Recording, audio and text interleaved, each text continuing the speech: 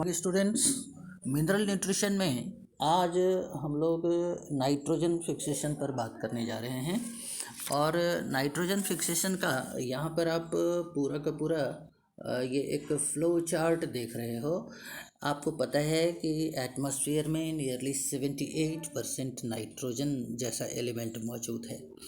और ऑक्सीजन और carbon dioxide, oxygen पूरे लिविंग वर्ल्ड के लिए, रेस्पिरेशन के लिए एसेंशियल है।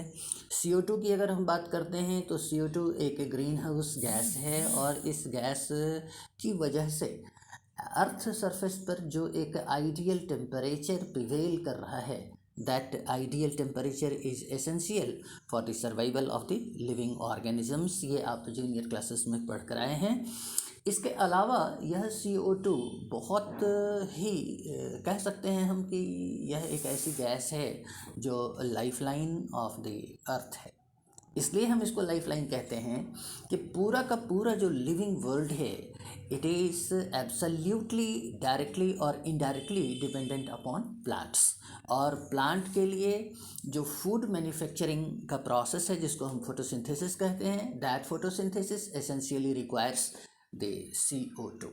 तो CO2 अगर मौजूद नहीं है तो प्लांट जिसको हम ऑटोट्रॉफ कहते हैं, यह ऑटोट्रॉफ कहीं से भी ये फूड को प्रिपेयर कर पाना इसके लिए मुश्किल हो जाएगा, और ये CO2 की वजह से ही पॉसिबल हो पा रहा है। तो ऑक्सीजन और CO2 जैसे इम्पॉर्टेंट गैसेस के अगर परसेंटेज को हम देखते हैं तो हम पाते हैं कि इसकी तुलना में नाइट्रोजन का परसेंटेज अर्थ के एटमॉस्फेयर में बहुत बहुत ज़्यादा है। जाहिर है कि इतना अधिक परसेंटेज ऑफ नाइट्रोजन का हाई होना कहीं ना कहीं हमको सोचने के लिए मजबूर करता है कि आखिर इतना हाई परसेंटेज क्यों है। यह हाई परसेंटेज जितने लिविंग ऑर्गेनिजम्स हैं, मल्टी सेलुलर फॉर्म से लेकर के यूनिसेलुलर फॉर्म तक की बात हम करते हैं। हम ऑटोट्रॉपिक वर्ल्ड से लेकर के हेट्रोट्रॉपिक वर्ल्ड्स की बात करते हैं। इवन हम प्रोकैरियोट्स और यूकैरियोट्स की भी बात अगर करते हैं तो हर हाल में हम पाते हैं कि यह जो किसी भी ऑर्गेनिज्म का जो सेल है, this cell has large number of components that require nitrogen to get formed.